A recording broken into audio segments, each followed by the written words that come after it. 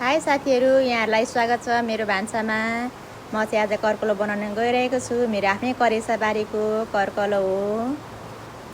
हेर्नुहोस्, एकदम अर्ग्यानिक। हामी चाहिँ धेरैजना छैनौँ, थोरैजना छौँ। अनि यहाँ चाहिँ सानो गार्डन छ। यो गार्डनमा बसेर मैले चाहिँ कर्कलोलाई केलाउँछु। शीतलमा बसेर गर्मी छ नि त।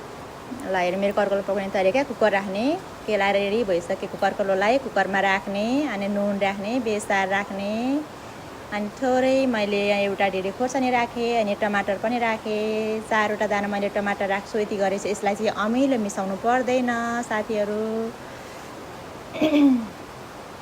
अनि मैले चाहिँ टमाटरलाई टक्क किनेर लिएर आएपछि पहाल पुकुल पारेर राख्छु।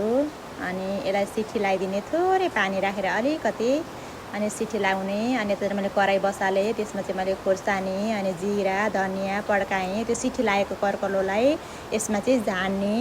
प्याज राखेको छु, अदुवा छैन यसमा, लसुन राखेको छु। अनि यसलाई रातो कलर हुन्जेलसम्म भुट्ने। अनि मजाले भुटिसकेपछि साथीहरू कर्कलोलाई, त्यो सिटी लागेको कर्कलो चाहिँ राम्रोसँग पाकेको हुनुपर्छ, अनि मिठो हुन्छ। अनि यसमा चाहिँ धेरै पानीहरू राख्न पनि पर्दैन, अलरेडी एकदम रसिलो हुने भएको भएर यसमा पानी धेरै नै आउँछ।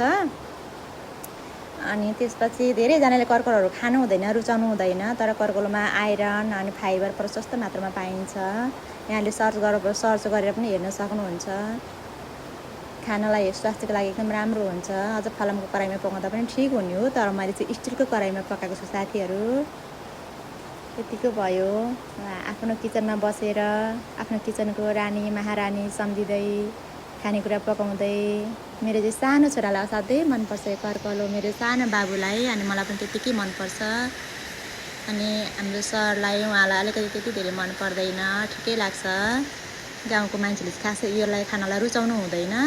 र सहरमा त सबै कुरा किनेर खानुपर्छ, अनि त्यसो चाहिँ मिठो हुन्छ। हेर न, सानो भिडियो कति लामो छ। के गर्नु छोरा? भर्खर सिक्दैछु नि त, म सिक्दैछु।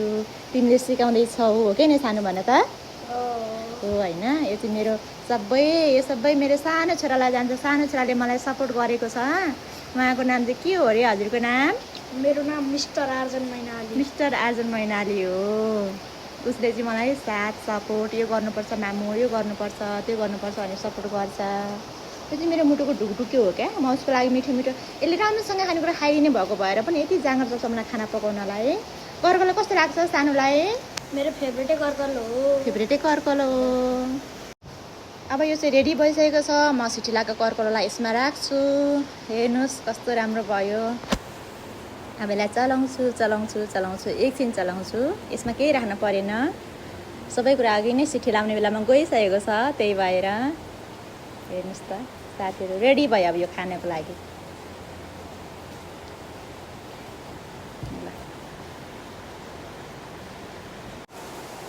हेर्नुहोस्, फाइनल रेडी भएर मैले चाहिँ खानेकुरा खान तयारी भएँ। मकैको च्याख्लाको भात, अनि कर्कलो, अनि त्यो मासुको अचार, अनि अकबरी खोर्सानी, करेला, योसँग चाहिँ मैले भुइँमा पलेटी कसेर खाना लागिरहेको छु साथीहरू। धेरैजना पलेटी कसेर खाना खान एकदमै स्वास्थ्यको लागि राम्रो हो। धेरैजना पलेटी कसेर पनि बस्न सक्नु हुँदैन, कसैलाई घुँडाको समस्या, कसैलाई चाहिने यति ठुलो पेट भएर बस्न मिल्दैन साथीहरू। त्यही भएर आफ्नो शरीरलाई स्वस्थ राखौँ, हेल्दी राखौँ, दिमाग पनि स्वस्थ राखौँ साथीहरू। ल कस्तो मिठो छ। म चाहिँ खाना अलिकति थोरै राखेर कर्कलो मात्र धेरै खाना गइरहेको छु। ल हेर्नुहोस्। ओके साथीहरू, बाई बाई, शुभ दिन। यहाँहरू पनि आफ्नो किचनमा यस्तै मिठो मिठो परिकारहरू बनाएर खाएर इन्जोय गर्नुहोला। बाई साथीहरू, फेरि भेटौँला मेरो भान्सामा है।